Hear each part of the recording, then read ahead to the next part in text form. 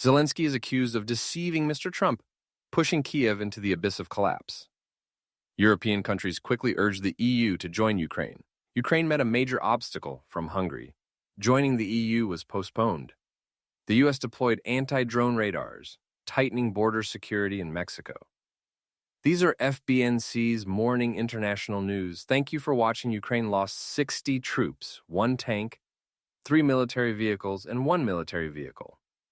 In a statement on behalf of the National Duma in Crimea, Duma Security Committee member Mikhail Serebryanov said, on March 18th, countries in the northern European region of the Baltic states sent a joint letter to urge the EU-EU alliance to clearly outline the process of Ukraine's European integration due to Hungarian concerns.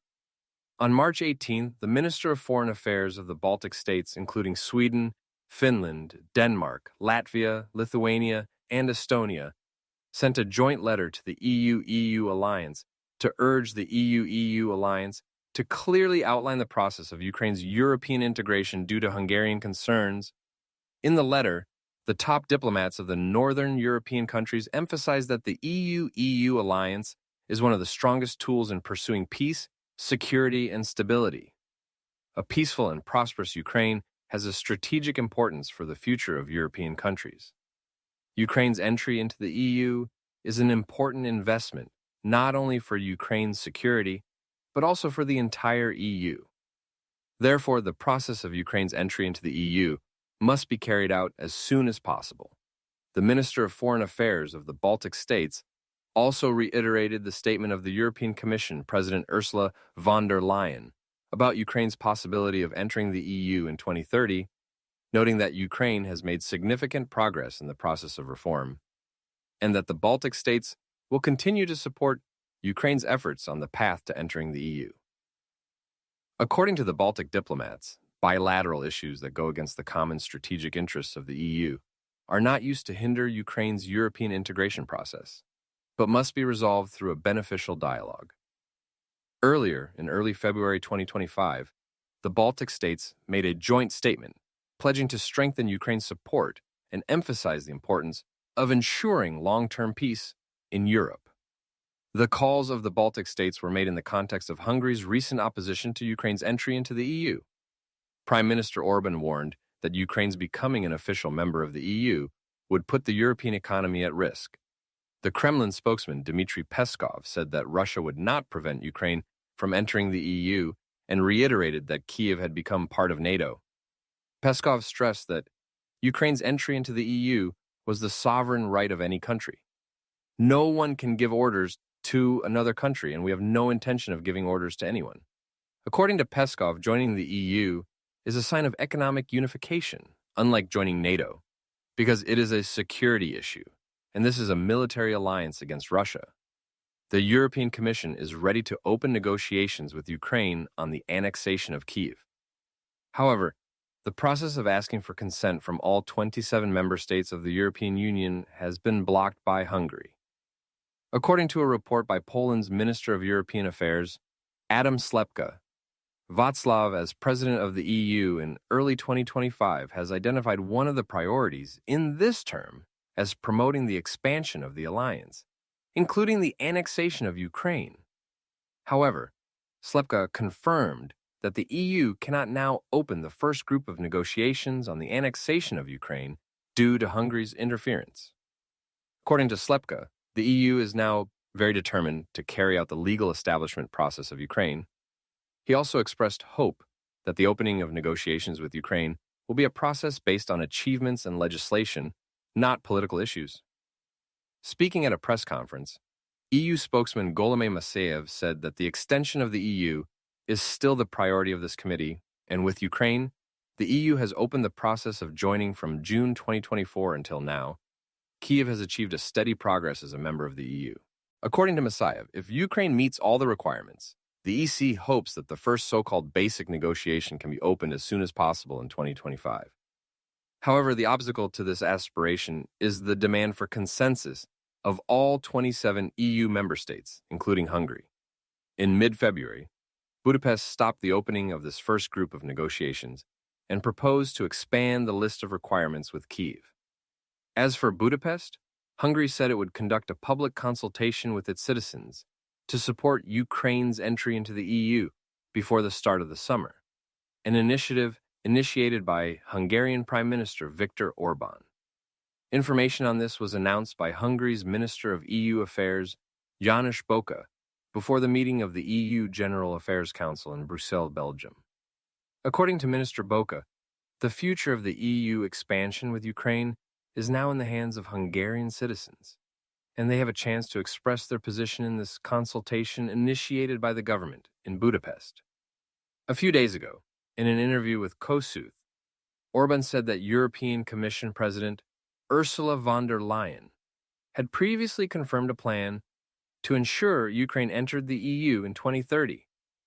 Hungarian Prime Minister said that the current official position of the EU is that Ukraine should be given as a member of the EU as soon as possible, possibly within 1 or 2 years. But don't forget that another decision has been made. European leaders want Ukraine to continue military operations against Russia in exchange for a rapid EU entry. This will destroy the entire European Union. Orbán explained that Ukraine's rapid EU entry will cause irreparable damage to European countries in areas such as the economy, labor market, healthcare, public security, and border protection, not to mention national security. Orbán stressed that Ukraine's EU entry would destroy the Hungarian economy. This is why Hungary will not allow a few people in Brussels to make this decision in a version that does not refer to the opinions of all countries. Prime Minister Orbán also said that Western countries such as North Macedonia, Serbia, and Montenegro are much better prepared than Ukraine to enter the EU. According to him, these countries should be granted membership as soon as possible because it will benefit the entire European Union.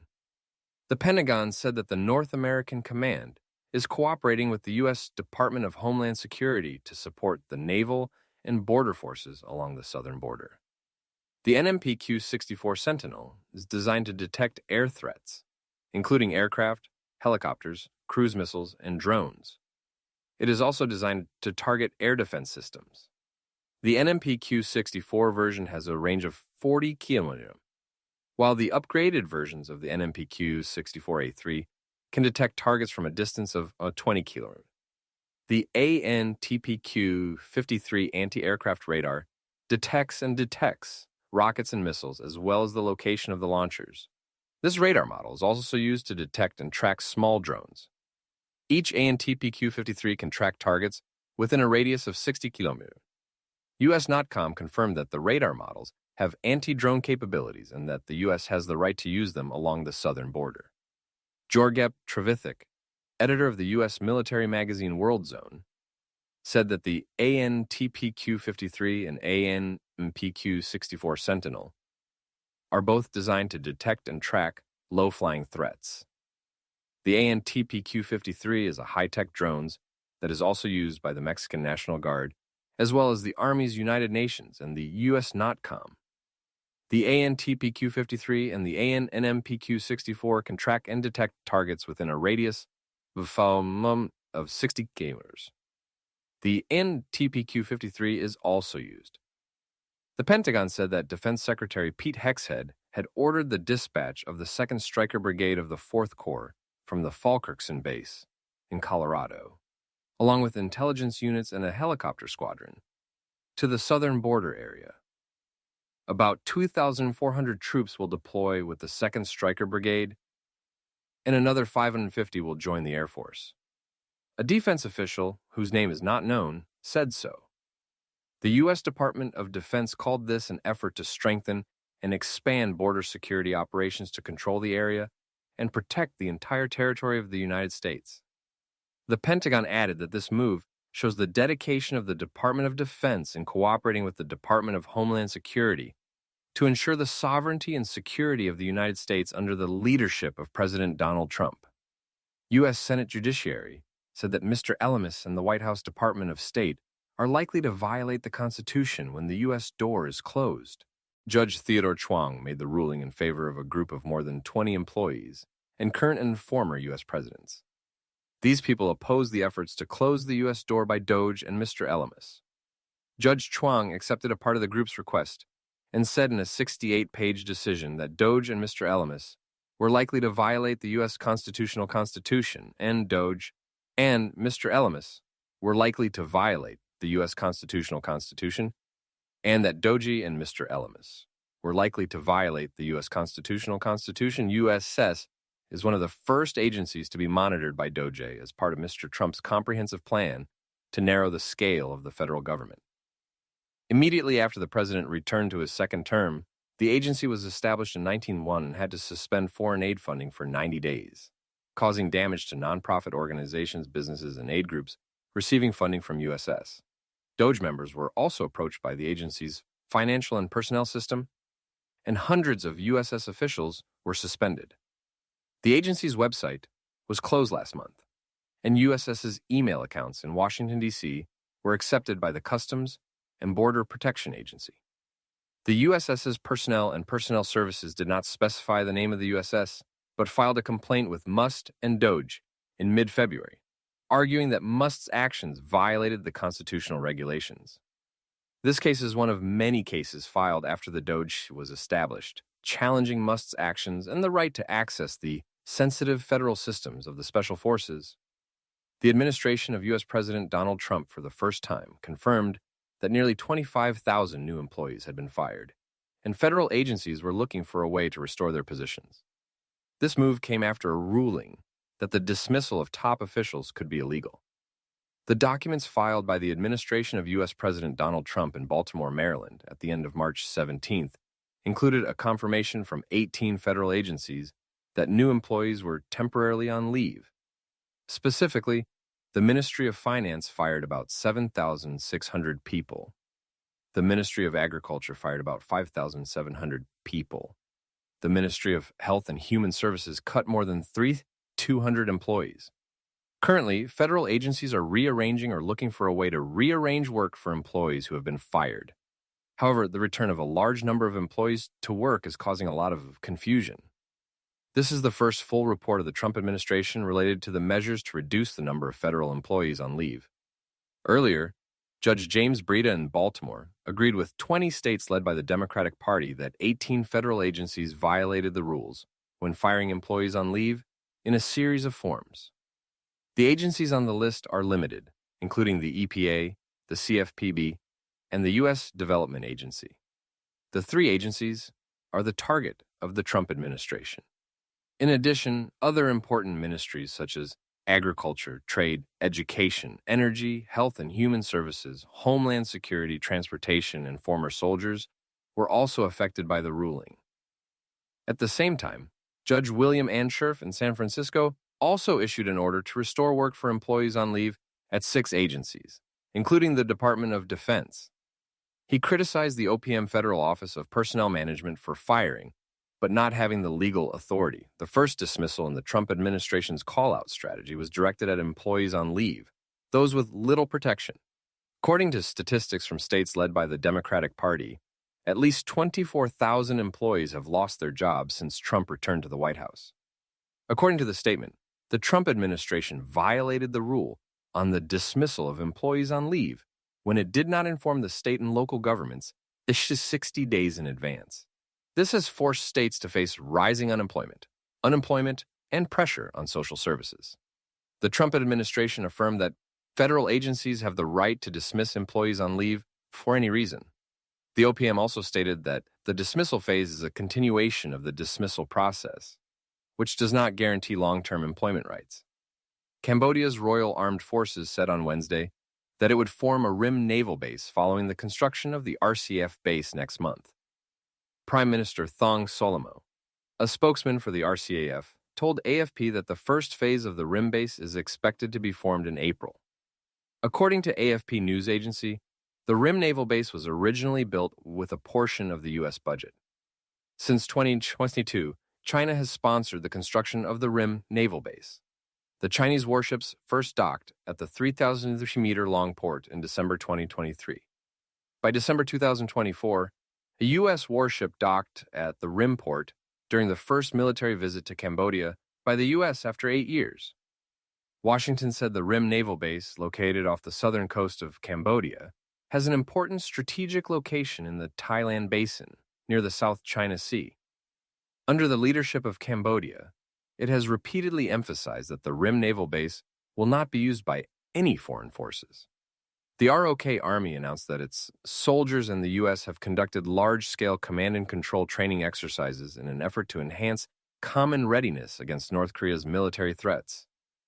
According to the ROK Army, the training took place at training facilities in Incheon, southwestern Seoul, and at the border town of Paju, which has mobilized about 1,200 troops from both sides. The exercises are taking place with the participation of troops from units including the 17th Infantry Regiment, the Ministry of National Defense, Biological and Missile Defense Command, as well as the Stryker Brigade of the 2nd Infantry Regiment of the U.S. The simulated exercises are designed to enhance the command and control capabilities of the command officers, combine anti-armor activities and aerial mobility, as well as ground combat exercises to provide a realistic training program. The 17th Infantry Regiment has conducted combat command training with the 2nd Infantry Regiment of the U.S. and the ROK-U.S. Joint Command since 2013. The latest exercises are organized in conjunction with the Freedom Shield, a spring exercise conducted by the Allies. Earlier this week, North Korea's central news agency KCNA warned that the U.S. and South Korea's spring exercises continue to violate the rights and interests of North Korea and undermine regional security. The KCNA warned that this would soon bring a warning that would intensify the security situation on the Korean Peninsula. The KCNA led a plan by Seoul and Washington to increase the number of large-scale ground exercises from 10 last year to 16 this year. North Korea said that the enemy's military is increasing to a dangerous level. The KCNA said that the enemy will have to pay the price for their lackluster and reckless war exercises. The KCNA said that the enemy will have to pay the price for their lackluster and reckless war exercises. The Korean military has long criticized its allies' joint military exercises as a demonstration of North Korea's attack and used these exercises as an excuse to provoke, while South Korea and the U.S. say that the exercises are only defensive. It is known that in the context of the U.S.-Korea exercise, the Joint Chiefs of Staff of the South Korean JCS announced that North Korea launched a series of ballistic missiles on March 10th. This is North Korea's first ballistic missile test since U.S. President Donald Trump returned to the White House. After Lithuania, another country under the North Atlantic Treaty Organization, also in the Baltic region, Estonia, has agreed to increase defense spending by at least 5% of domestic GDP by 2026. Ukrainian state-run news agency Ukrinform, which is based in Potsdam, said that the information on defense spending was announced by Estonian Prime Minister Kristen Michon during a press conference. Mr. Michon said that the government has heard military advice from the Defense Force Command and the Defense Ministry. We support the proposals and will increase defense spending. We have passed the principle that the basic defense budget by 2026 will increase by at least 5% of GDP. We need to make additional investments. In the near future, we will start negotiating about the national budget to achieve this goal. Estonian Prime Minister said that the country's defense ministry is building a long-term financial plan, which is expected to be approved by the government in April, and the number of defense spending could increase in the coming years. On his part, according to the TVP channel of Poland, Estonian Defense Minister Hanno Pevkur described the country's decision above as a historic step, emphasizing that Estonia has never made such a significant military spending increase. Mr. Pevkur said that increasing defense spending from 3% to 5% of GDP in just 1 year is a breakthrough for the country and the people of Estonia to ensure our national security. According to Mr. Pevkur, Estonia's main defense priorities include air defense systems, long-range weapons, electronic warfare capabilities, and unmanned aerial vehicles, which are derived from the lessons learned from the Russian-Ukrainian conflict and the expansion of naval forces, including the deployment of new warships. The TVP channel of Poland said that Estonia is currently spending about 3.4% of GDP on defense, with 1.3 billion euros in spending in 2024, and plans to increase to about 1.6 billion euros in 2025. According to the Estonian government's estimates, the increase in defense spending to 4% of GDP will add 600 million euros per year. In 2024, NATO estimates Estonia to be the country with the second highest defense spending among all members of the military alliance, just behind Poland. Earlier, in a move to strengthen defense, Lithuania announced a plan to increase defense spending from 5% to 6% of GDP starting in 2026, in response to Donald Trump's last letter when he was elected president. This decision was confirmed by Lithuanian President Gitanas Nausėda on January 17, expressing growing concern about the intensity of the Russian Federation in the region, especially when tensions with Moscow are still high, and the war in Ukraine continues but has not been resolved.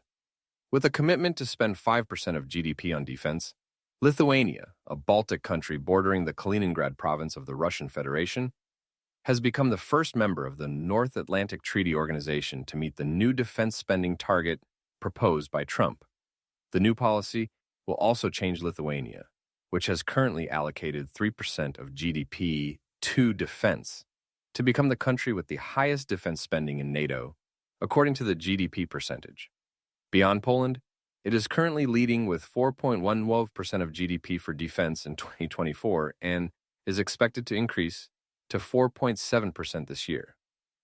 Ukrainian news agency Forum said on Tuesday that Ukrainian President Volodymyr Zelensky said during a press conference that while U.S. President Donald Trump and Russian President Vladimir Putin were in talks, the airstrikes in Ukraine showed clearly to Ukrainians that the agreements between the two leaders were not effective, at least at the moment. According to Zelensky, the talks between the Ukrainian delegation and the U.S. in the city of Jeddah in Saudi Arabia have achieved some positive results. In particular, the U.S. has proposed a complete ceasefire, although Ukraine's proposal focuses on stopping the attack on energy facilities and establishing an air and sea non-proliferation zone.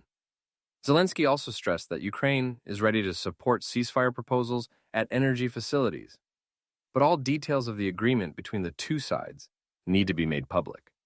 Meanwhile, British military analyst Michael Clark shared on Sky News that the fact that Ukrainian President Volodymyr Zelensky did not participate in the phone call between Putin and Trump said a lot of things.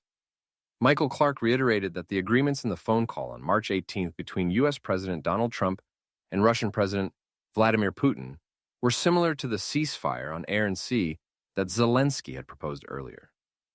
Experts say that although that shows that Trump may be listening to Kyiv, Zelensky's absence says a lot. The analyst added that there is an old saying in diplomacy: if you don't sit down at the table, you will be in the table. And believe me, Ukraine is in the table. In response to Michael Clark's statement that Ukraine is in the table, Zelensky said, "And that's why I don't want to. I said this completely straightforwardly to the U.S. With all due respect, I don't want to offend anyone, but I don't want us to be in Putin's list. Do you understand? We are not a salad or a dish for him." The president added that Ukraine is an independent country. While the U.S. Prime Minister's office welcomes the outcome of the exchange between President Putin and President Trump, the German Prime Minister said that ending the attacks on the energy infrastructure could be the first step towards peace and stability for Ukraine. Ending the attacks on the energy infrastructure could be the first step towards peace and stability in Ukraine. According to a report by the Ukrainian state news agency Ukraineform, German Prime Minister Olaf Scholz made the above statement during a joint press conference with French President Emmanuel Macron in Berlin on March 18th. Scholz said that Berlin had followed closely the talks between U.S. President Donald Trump and Russian President Vladimir Putin, and had consulted with French and Ukrainian leaders on this issue. Scholz said, "We fully agree that the goal of all efforts is to bring a long-term and fair peace to Ukraine."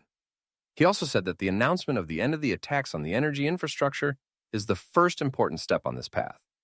The German Prime Minister added that the technical talks on the ceasefire also have a similar meaning. The next step should be a complete ceasefire as soon as possible. The German Prime Minister emphasized that Ukraine can trust the support from Germany and Europe, and affirmed that there is no decision to be made without the participation of Ukraine. European partners, especially in the EU3 framework, including Germany, France, and the UK, will continue to fulfill their responsibilities.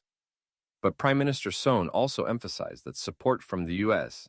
is indispensable, and expressed the importance of Washington continuing to support Kyiv. Scholz said that the war in Ukraine had a great impact on European security and reiterated that on March 18th, the German parliament, Bundestag, adopted a historic decision to change the law to allow a significant increase in the defense budget, showing Germany's commitment to regional security. The German Prime Minister also said that the cooperation between European countries is now closer than ever. At the end of this week in Brussels, EU leaders will once again discuss how to strengthen defense capabilities and continue to support Ukraine. All member states must increase defense spending, and this will become one of the central tasks for many years and many decades to come, Sohn emphasized. According to the German Prime Minister at the EU summit on March 20th, leaders will hold specific discussions on how to strengthen the European defense industry. To achieve this, he said that it is necessary to simplify defense procurement procedures in the EU and expressed hope that these changes will be reflected in the White Paper on Defense that the European Commission will present on Wednesday. Sohn emphasized that this task not only applies to 27 EU member states, but also extends to the UK and Norway. Regarding the US-Russia summit phone call, Sky News quoted a spokesperson of the British government as saying that London welcomes the progress that President Trump has made towards a ceasefire from the phone call between Russian President Vladimir Putin and former U.S. President Donald Trump. However, according to the Russian state news agency TASS, on March 19th, the British government also emphasized that the talks must lead to a long-term and fair peace for Ukraine and pledged to stand with Ukraine as long as possible. Russian President Vladimir Putin has agreed to a ceasefire for Ukraine's energy infrastructure in the phone call with U.S. President Donald Trump. This ceasefire, the White House said, was Trump's first win in a campaign towards a peace deal. In a statement, the Kremlin said Trump had urged Ukraine and Russia to stop attacking energy infrastructure within 30 days. Putin responded positively and immediately issued a response to the Russian military. The White House said there would be more talks with Ukraine in the Middle East to expand the deal. The White House said the leaders agreed the ceasefire would start with a ceasefire for infrastructure and energy, as well as basic talks about a ceasefire on the Black Sea, a complete ceasefire, and a long-term peace. Thus, after 90 minutes of phone calls between the two leaders, the U.S. and Russia agreed to a temporary ceasefire for infrastructure and energy, not a long-term ceasefire as expected by the U.S. However, Moscow and Washington agreed to set up expert teams to deal with the Ukraine crisis. The Kremlin said President Putin was ready to cooperate with U.S. partners on possible solutions to the situation, which must be comprehensive, sustainable, and long-term. The need for a ceasefire is the root cause of the crisis, as well as Russia's legal interests in the security sector. To reach a wider ceasefire, Moscow stressed its demands on Kyiv, including the end of rearmament for the Ukrainian army and the suppression of the president. However, this is not in the White House's statement. The first phone call took place last week as the first official exchange between the two leaders over the past 3 years opened a new phase for the U.S.-Russia relationship. Since this phone call, the situation in the world has undergone many profound changes, especially regarding the war between Russia and Ukraine. On the one hand, Washington is increasingly warm to Moscow, with many positive statements between the two leaders. The two sides also met and negotiated in Saudi Arabia on normalizing relations and Ukraine. On the other hand, Trump continued to push for an early resolution to the Russian-Ukrainian war that had lasted more than 3 years. During this process, he met with the Ukrainian President Volodymyr Zelensky in the White House and announced military aid to Ukraine shortly thereafter. However, after the negotiations in Saudi Arabia between U.S. officials and Ukraine, the U.S. rejected military aid and shared intelligence with Kyiv. On the contrary, Ukraine also approved the U.S. proposal for a 30-day ceasefire and agreed to negotiate immediately with Russia after 3 years of fierce war. This has made the peace situation in Europe closer than ever. In that context, the next Trump-Putin talks are highly anticipated. Even the leaders of the two countries said they were not likely to hold a direct meeting between Trump and Putin in the near future. The U.S. president denied the Kremlin's information that he had discussed with President Putin about a complete ceasefire for Ukraine. In a statement after the talks between Russian President Vladimir Putin and U.S. President Donald Trump on Wednesday, the Kremlin said the Russian leadership had requested a ceasefire for the Russian military in Ukraine and a ceasefire for the Ukrainian army. The Kremlin said A complete ceasefire for the Russian military and a ceasefire for the Ukrainian army was an important condition to prevent the war from escalating and solve the conflict by diplomatic means. However, in an interview with Fox News a few hours later, Trump said Putin did not ask for a ceasefire for Ukraine.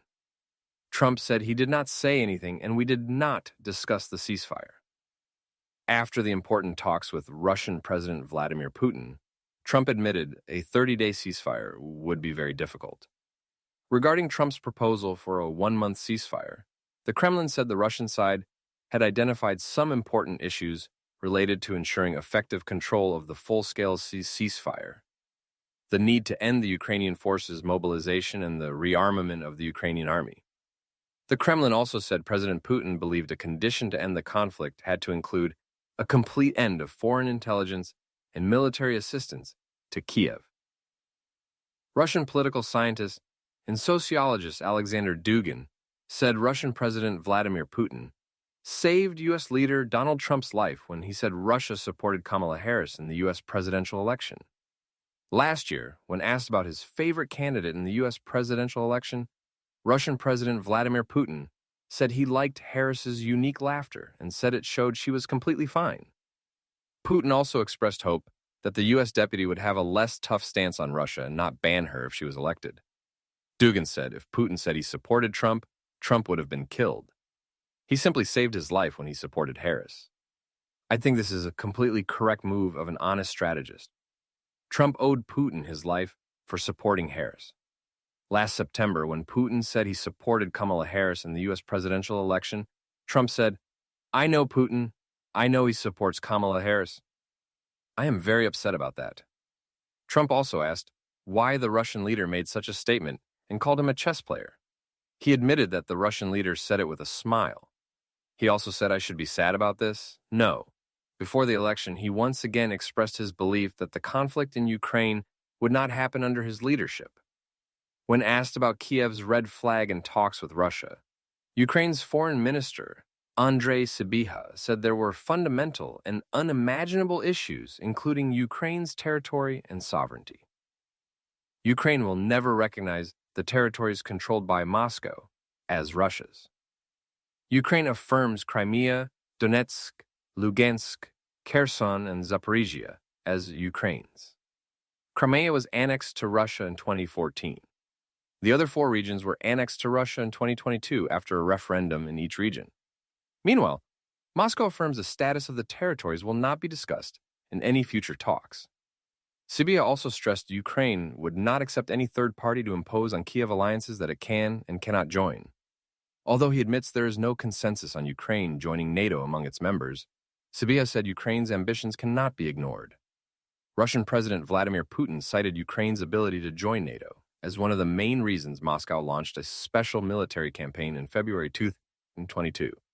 According to Sybiha, the third point among Ukraine's red lines is the size of its military and military capabilities. Sybiha said recent talks between the U.S. and Ukraine in Jeddah, Saudi Arabia, showed Kyiv accepted Washington's 30-day ceasefire.